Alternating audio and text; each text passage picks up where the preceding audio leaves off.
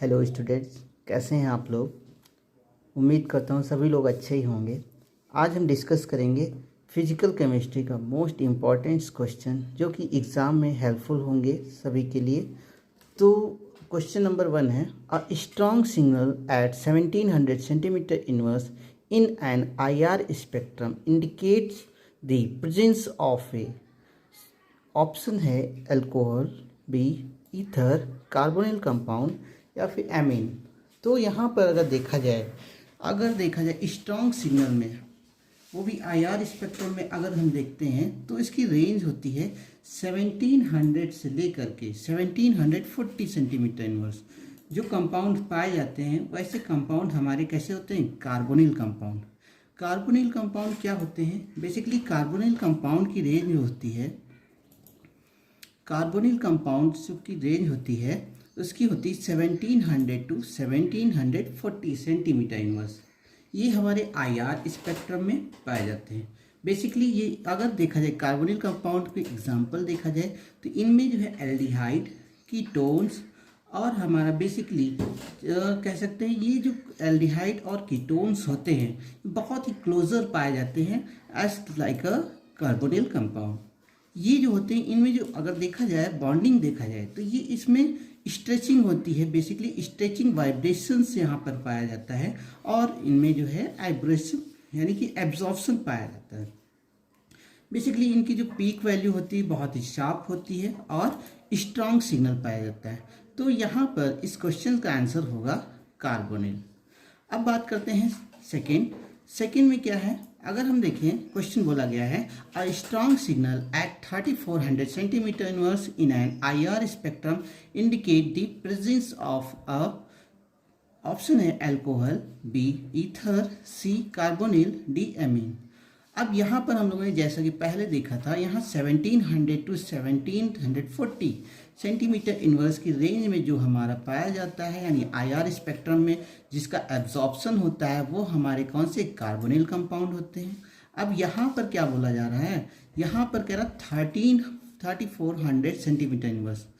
ये रेंज जो है ऐसे कंपाउंड हमारे अल्कोहल टाइप के कंपाउंड पाए जाते हैं जिनमें 3400 सेंटीमीटर इनवर्स की एब्जॉर्प्शन या फिर स्पेक्ट्रम इंडिकेट किया जाता है। तो ऐसे कंपाउंड हमारे अल्कोहल पाए जाते हैं यानी 3400 सेंटीमीटर इनवर्स की रेंज में जो कंपाउंड होंगे वो कौन से होंगे, अल्कोहल होंगे। बेसिकली यहाँ पर अल्कोहल हो गया और ऐसे कंपाउंड जिनमें क्या है डबल बॉन्ड यानी C डबल बॉन्ड O, ऐसे कंपाउंड पाए जाते हैं। इनकी रेंज 3400 सेंटीमीटर इनवर्स होती है। ये जो है हाईएस्ट पीक वैल्यू देते हैं ये कंपाउंड भी, और इनमें ये जो कवर करते हैं बेसिकली कह सकते हैं वाई एक्सिस से कवर करते हैं। वाई एक्सिस में कवर करते हैं यानी कह सकते हैं इनकी स्ट्रांग वाई एक्सिस में पाए जाते हैं। और ये जो हमारे बेसिकली कह सकते हैं ये भी एब्जॉर्प्शन ही शो करते हैं। अब बात करते हैं थर्ड क्वेश्चन, कह रहा है the fundamental vibration frequencies expected carbon dioxide, methane and H2O respectively. तो इसमें पूछा गया है कि फंडामेंटल वाइब्रेशन फ्रीक्वेंसी यहाँ पर क्या एक्सपेक्ट होगी। तो यहाँ पर अगर हम बात करें CO2 की अगर बात करते हैं, बेसिकली हमें पता है CO2 मॉलिक्यूल कैसा होता है। CO2 मॉलिक्यूल यहाँ पर अगर देखें क्या लीनियर होता है या फिर non linear. Basically CO2 molecule हमारा लीनियर पाया जाता है। अब अगर यहाँ मॉलिक्यूल लीनियर है या फिर नॉन लीनियर है उसके लिए यहाँ पर हम लोग डिग्री ऑफ फ्रीडम फाइंड करते हैं। तो बेसिकली हमारा CO2 जो मॉलिक्यूल है ये हमारा कौन सा यानी ओवरटोन बनाएगा टोटल वेव फ्रंट के साथ। तो यहाँ पर अगर हम कहते हैं CO2 के वाइब्रेशनल मोड देखते हैं, क्या है वाइब्रेशनल मोड। तो यहाँ पर इसका फॉर्मूला होता है 3n-5। अगर ये हमारा कैसा है लीनियर, बेसिकली CO2 हमारा लीनियर मॉलिक्यूल है, ठीक है। तो लीनियर के लिए यहाँ फॉर्मूला होता है 3n-5। अब यहाँ पर देखेंगे n क्या है, नंबर ऑफ एटम। तो यहाँ पर CO2 में कितने नंबर ऑफ एटम हैं, 3 हैं। तो 3 यानी कह सकते हैं फॉर्मूले में पुट करते हैं n इक्वल टू क्या हो जाएगा 3। तो 3 × 3 - 5 यानी 9 - 5 कितना हो गया 4। कह सकते हैं इसकी डिग्री ऑफ फ्रीडम क्या हो जाएगी 4 हो जाएगी। अब सेकेंड बात करते हैं मेथेन को लेकर के। तो यहाँ पर क्या होगा मीथेन मॉलिक्यूल में, अब मीथेन हमारा मॉलिक्यूल कैसा है, लीनियर है या नॉन लीनियर है। यहाँ पर हमने CO2 को देखा था, CO2 मॉलिक्यूल हमारा कैसा था, लीनियर था। अब ये हमारा मीथेन है नॉन लीनियर। नॉन लीनियर के लिए यहाँ पर फॉर्मूला होता है 3n-6। बेसिकली लीनियर के लिए 3n-5, नॉन लीनियर के लिए 3n-6 होता है। अब यहाँ पर नंबर ऑफ एटम देखते हैं तो CH4 अगर देखते हैं बेसिकली इसके नंबर ऑफ एटम होंगे 5, तो 3 इंटू एन की जगह पर 5 पुट करेंगे और 6, यानी हो गया 3 5 15 माइनस 6, आंसर आया 9। इसके बाद यहाँ पर देखते हैं H2O का, वाटर मॉलिक्यूल का। वाटर मॉलिक्यूल हमारा लीनियर है या नॉन लीनियर, तो यहाँ भी फॉर्मूला पुट करेंगे 3n माइनस क्या होगा, वाटर हमारा कैसा पाया जाता है, क्या होता है,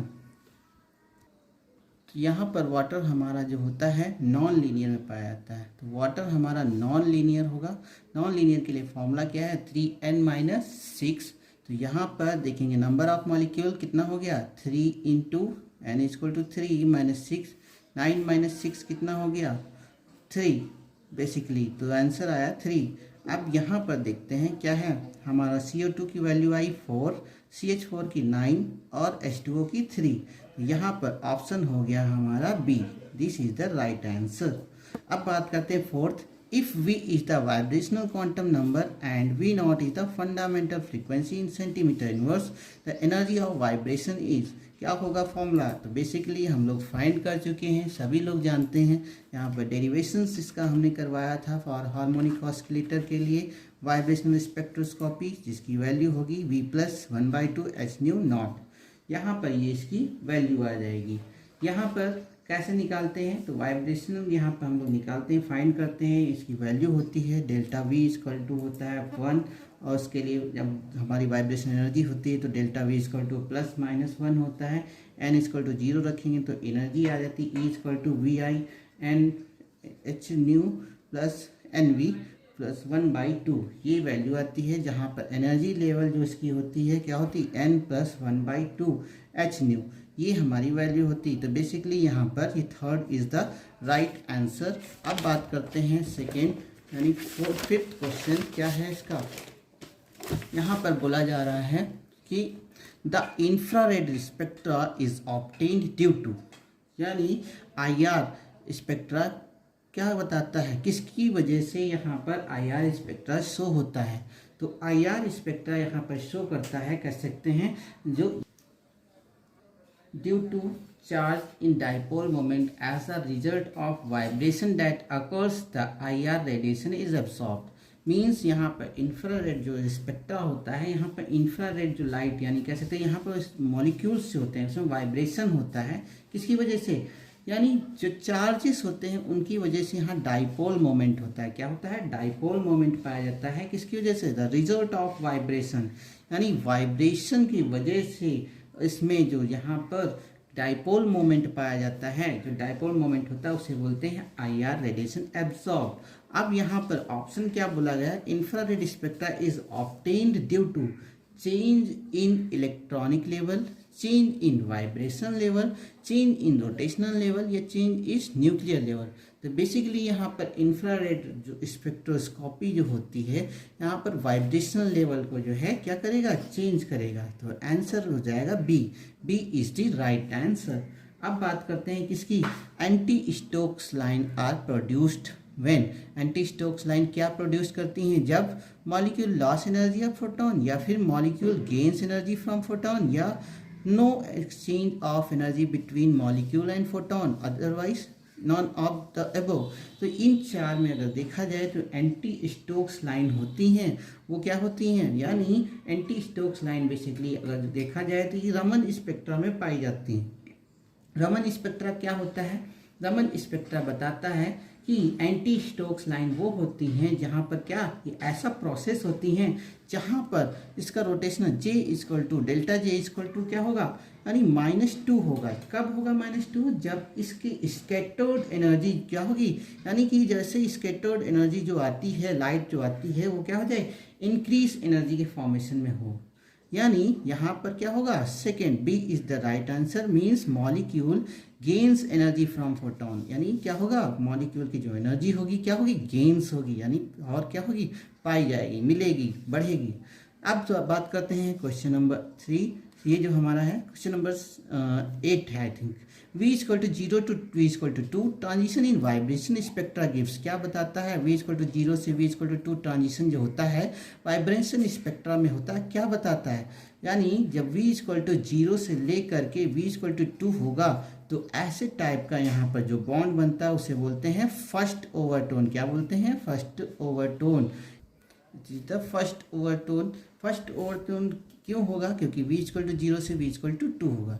अब अगर हम देखते हैं vibration level V equal to 0 से लेकर के V इक्वल टू 3 होता है, तो यहाँ पर जो होता है यानी जो ओवरटोन पाया जाता है उसे क्या बोलते हैं, सेकेंड ओवरटोन। फंडामेंटल बॉन्ड क्या होता है, फंडामेंटल बॉन्ड जो होता है यानी इन सब से, यानी कह सकते हैं जो हमारे बॉन्ड्स यानी कि vibration level V equal to +-1 यानी 0 1 2 ये सारे पाए जाते हैं, तो ऐसे टाइप के जो बॉन्ड बनेंगे वहाँ पर क्या होंगे, फंडामेंटल बॉन्ड। अब बात करते हैं क्वेश्चन नंबर 3, क्वेश्चन नंबर 8 है, for non linear molecule the number of vibration degree of freedom, यानी नॉन लीनियर मॉलिक्यूल के लिए यहाँ पर वाइब्रेशन जो एनर्जी डिग्री होगी, नंबर ऑफ फ्रीडम जो भी होगा तो क्या होगी, अगर नॉन लीनियर मॉलिक्यूल की बात करें, जो कि हम लोग पीछे अभी डिस्कस कर चुके थे, CH4 के लिए, CO2 के लिए, H2O के लिए हम लोगों ने डिस्कस किया था। तो नॉन लीनियर मॉलिक्यूल है, नॉन लीनियर मॉलिक्यूल में हमारा क्या आ जाएगा, जैसे CH4, इसका शेप कैसा होता है, टेट्राहेड्रल शेप होता है, बॉन्ड एंगल क्या बनता है, 109 डिग्री बनता है। तो इसमें क्या होता है, यानी टेट्राहेड्रल शेप और इसका बॉन्ड एंगल 109 डिग्री, तो ये देखने से ही पता चल रहा है टेट्राहेड्रल शेप कैसा है, नॉन लीनियर। लीनियर तो हो नहीं सकता, इसलिए ये नॉन लीनियर। नॉन लीनियर के लिए हमने क्या फॉर्मूला बताया था, 3n-6, और लीनियर के लिए क्या होता है, 3n-5। और लीनियर में हमारे कौन सा आता है, जैसे कार्बन डाइऑक्साइड। तो यहाँ पर नॉन लीनियर के लिए जो होता है बेसिकली यहाँ पर 3n-6 हो जाएगा, तो 3n-6 इसके लिए हो जाएगा।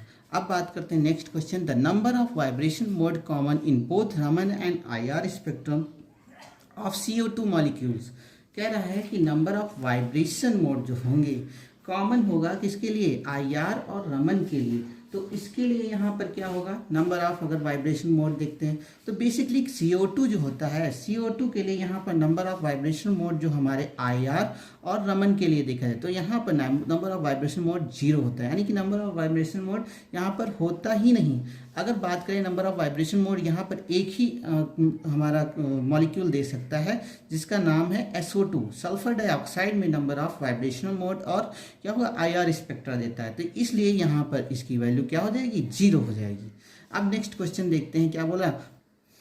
नेक्स्ट क्वेश्चन ये बोल रहा है यहाँ पर कि for the vibration Raman spectra of homonuclear diatomic molecule the selection rule under harmonic और अप्रोक्सीमेशन इज। क्या कह रहा है कि सिलेक्शन रूल क्या होगा वाइब्रेशन रमन स्पेक्ट्रम के लिए, जब हमारा मॉलिक्यूल कैसा होगा, डाई एटॉमिक होमोन्यूक्लियर होगा, उसके लिए यहाँ पर सिलेक्शन रूल क्या हो सकता है, और अंडर हार्मोनिक अप्रोक्सीमेशन के लिए कह सकते हैं तो यहाँ डेल्टा V जो होगा +-1 होगा। बेसिकली यहाँ पर क्योंकि यहाँ पर वाइब्रेशन मोड भी है और क्या है, यानी डाई एटॉमिक मॉलिक्यूल के लिए, तो here the delta V equal to +-1। और क्या है, अगर हम देखते हैं नेक्स्ट क्वेश्चन यहाँ पर देखते हैं, the Raman and IR spectra can tell us whether. Raman और IR स्पेक्ट्रा क्या बता रहा है, क्या होगा, अ मॉलिक्यूल इज लीनियर और नॉन लीनियर, मॉलिक्यूल लीनियर होगा या नॉन लीनियर जब रमन स्पेक्ट्रा और IR स्पेक्ट्रा होगा। सेकंड क्या कह रहा है, अ मॉलिक्यूल सिमेट्रिकल और asymmetrical, neither of the above, both A and B। तो यहाँ पर हमारा B option is right answer, molecule symmetrical और असिमेट्रिकल बोथ हो सकते हैं। नेक्स्ट देखते हैं यहाँ पर नेक्स्ट क्वेश्चन क्या कह रहा है, Raman spectra the middle line is called Raman effect, functional group line, Rayleigh line, none of this. Basically Raman effect spectrum क्या बोलता है, यहाँ पर हम कोई क्या लेते हैं, कोई हम मॉलिक्यूल लेते हैं और यहाँ से जब क्या होगा, मीन्स यहाँ से कोई रेडिएशन आ रहा है, सपोज हमने कहा रेडिएशन आ रही है, और रेडिएशन जब आती है यहाँ पर एक प्रिज्म होता है, प्रिज्म से जैसे ही ये रेडिएशन आती है और इस प्रिज्म से आकर के स्कैटर्ड होती है, तो ये हमारी कुछ इस टाइप से डिवाइड हो जाती है। यानी इसकी जो यहाँ पर फ्रीक्वेंसी होती है, फ्रीक्वेंसी चेंज होती है। मीन्स ये जो लाइन आई, इस लाइट को बोलते हैं इंसिडेंट लाइट, और ये इंसिडेंट लाइट स्कैटर्ड होकर के 3 टाइप्स में डिवाइड होती है। एक हमारी हो जाएगी स्टोक्स लाइन, यानी इसकी फ्रीक्वेंसी और इसकी फ्रीक्वेंसी, यानी दोनों की फ्रीक्वेंसी जब इक्वल होती है तो ऐसी लाइन को बोलते हैं रेले लाइन। क्या बोलते हैं? रेले लाइन। और जिसकी फ्रीक्वेंसी कम होती है, मींस लोअर फ्रीक्वेंसी होती है, ऐसी लाइन को हम क्या बोलते हैं? Stokes line. और जिसकी फ्रीक्वेंसी इंसिडेंट लाइन की फ्रीक्वेंसी से हाई होती है, यानी कि v इसकी क्या होगी? ग्रेटर होगी, वो हमारी लाइन क्या होती है? Anti Stokes line. हेयर तो यहाँ पर क्या है, जो हमारी मिडल, मीन्स ये मिडल सेक्शन, जो मिडल लाइन है, इसे क्या बोलेंगे? Rayleigh line. Option C is the right answer. अब बात करते हैं नेक्स्ट क्वेश्चन का। The Raman line on the lower frequency side are called. अभी हम लोगों ने यहाँ पर बताया, देखा कि जो यहाँ पर लोअर फ्रीक्वेंसी होती है उसे क्या बोलते हैं? Stokes line. Here option A is the right answer. Now Raman spectroscopy not generally carried out in region. कह रहा है कौन से रीजन में क्या होता है? रमन स्पेक्ट्रम नहीं पाया जाता है। तो बेसिकली रमन स्पेक्ट्रम जो होता है near infrared, visible, ultraviolet region, इन सब के पास पाया जाता है। मीन्स कह सकते हैं इन सब के पास पाया जाता है। तो यहाँ पर ऑप्शन डी जो होगा, it is the right answer. Microwave region is the right answer. Now यहाँ देखते हैं spectrum between each rotation line in case of rotation spectrum. Rotation Raman spectrum is क्या होगा? 4b, 3b, 2b या फिर b। तो यहाँ पर अगर देखते हैं रोटेशनल स्पेक्ट्रा के लिए यहाँ पर जो लेंथ होती है, हम लोगों ने rigid rotor, non rigid rotor पढ़ा होगा। तो रिजिड रोटर में क्या होता है, यानी कि इनके बीच में, दो लाइंस के बीच की जो गैप होती है वो क्या होती है? 2b होती है। तो यहाँ पर रमन स्पेक्ट्रम में क्या होता है, जो स्टोक्स लाइन होती है उनकी जो गैप यानी होती है तो उसकी वैल्यू होती है 4b। एंटी स्टोक्स होती है उनकी होती है 6b। बेसिकली यहाँ पर स्पेक्ट्रम पूछा गया rotational line, case of Raman spectra, तो यहाँ पर आंसर हो जाएगा 4b। Thank you everyone, all the best सभी को फॉर योर एग्ज़ाम। और सभी लोग चैनल से बने रहिए, फिर मिलेंगे नए वीडियो के साथ। सभी लोग मस्त रहिए और हमारे चैनल को सब्सक्राइब करें। All the best for your exam. इस वीडियो को अपने फ्रेंड्स के साथ शेयर करें ताकि उनको भी हेल्प मिल सके। तब तक के लिए इसी जोश के साथ जुड़े रहें। मिलते हैं किसी नए वीडियो में। तब तक के लिए खुश रहें, मस्त रहें।